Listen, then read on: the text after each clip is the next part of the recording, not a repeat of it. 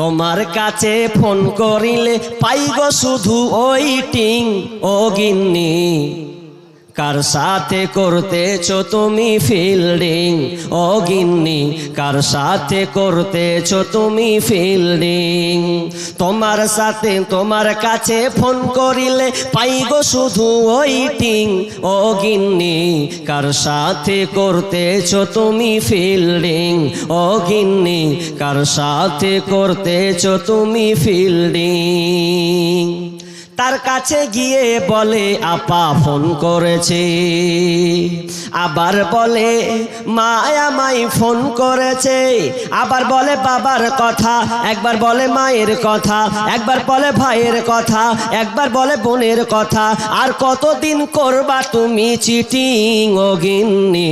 কার সাথে করতেছো তুমি ফিল্ডিং ও গিন্নি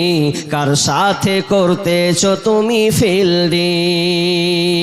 তোমার কাছে ফোন করিলে পাইগো শুধু ওয়েটিং ও গিন্নি কার সাথে করতেছো তুমি ফিল্ডিং ও গিন্নি কার সাথে করতেছো তুমি ফিল্ডিং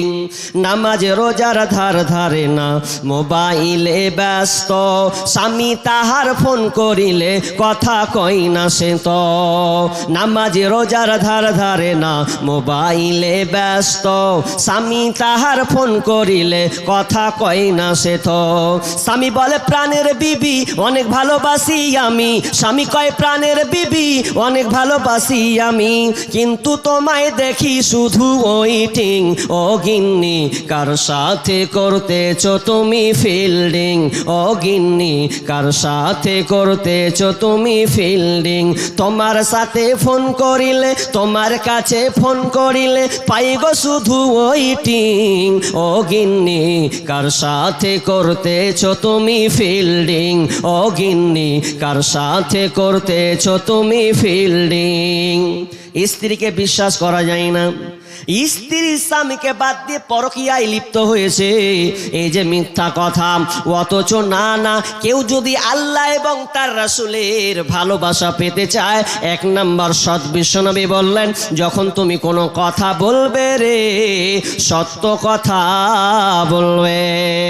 নাম্বার 2 বিশ্বনবী বললেন দ্বিতীয় নম্বর আমানত রক্ষা করবে কেউ যদি তোমাকে আমানত দেয় খবরদার আমানতের খেয়ানাতি করবে না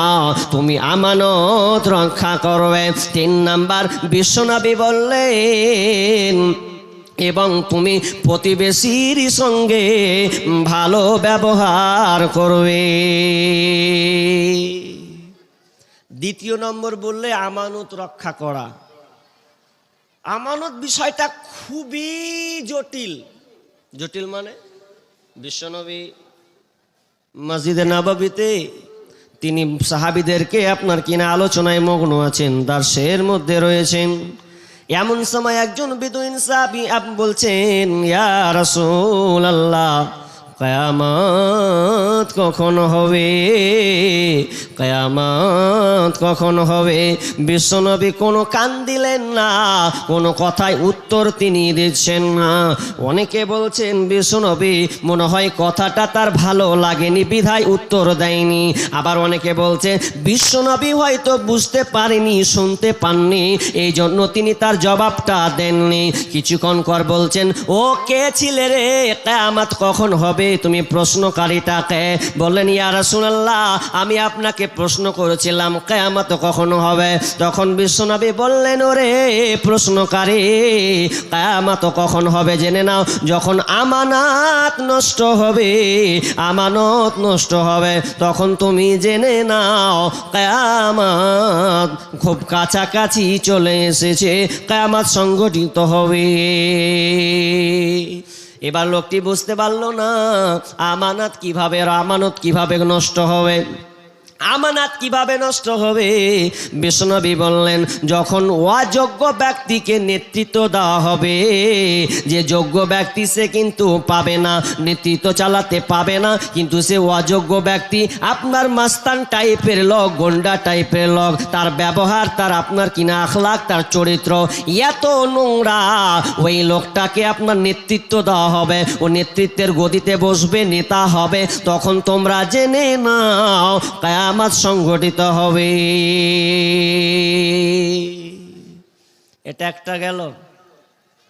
আমি খুব ব্যাখ্যা এখনই করবো না, সময় কম আছে তো চাচ্ছি না। 3 নাম্বার, প্রতিবেশীর সঙ্গে ভালো ব্যবহার করতে হবে। আমরা কেমন মুসলমান, প্রতিবেশী আপনার কিনা পাশের বাড়িকে আমরা ভালোভাবে দেখতে পারি না, দিন রাত শুধু চাচি চাচি ঝগড়া লাগাই, হাইরে ওদের ঝগড়া কলের গুঁড়ায় ঝগড়া, নুঙ্গিচে আপনার কিনা কাপড় চেড়ে নিয়েও ঝগড়া শুরু করে, বুঝলো না তার ইজ্জতের আব্রু ঢাকতে হবে, ঝগড়া শুধু করতে পেলে হয়। অনেক নানি চাচি আহারে ও খুঁজছে কখন কার সঙ্গে ঝগড়া করবো, একদম শরীরের গাম আপনার কিনা কাপড়কে একদম কোমরে গুজে নামলো, একটা হাতে ঝাঁটা শুরু করলো, এমন ভেদানি গাল শুরু হলো। আল্লাহ, ওদের গালি যদি একবার ফেসবুকে ছেড়ে দেন কি হাল হবে। কিন্তু বিশ্বনবী বলছেন না, যদি তুমি আল্লাহকে এবং রাসূলকে ভালোবাসতে চাও তাহলে প্রতিবেশীর সঙ্গে ভালো ব্যবহার করা লাগবে। বিশ্বনবী বলছেন, লা ইয়াদখুলুল জান্নাতা মান লা ইয়ামানু জারুহুল বাওয়াইকা। বিশ্বনবী বলছেন, ওই লোকেরা ওরা জান্নাতে যাবে না, ওরা কোনোদিন জান্নাতে প্রবেশ করবে না যার হাত থেকে তার প্রতিবেশী নিরাপদ নয়, যার অন্যায় থেকে প্রতিবেশী নিরাপদ নয়, ওই প্রতিবেশী কোনোদিন জান্নাতে যাবে না। এক কথায়, আপনি যদি ভালো হন তাহলে আপনার প্রতিবেশী ভালো থাকবে, এবং যদি আপনি খারাপ আচরণ করেন, প্রতিবেশীর সঙ্গে অন্যায় অশ্লীল ভাষার বাক্য যদি আপনি ব্যবহার করেন, তাহলে বিশ্বনবী বলছেন ও কোনোদিন জান্নাতে যাবে না।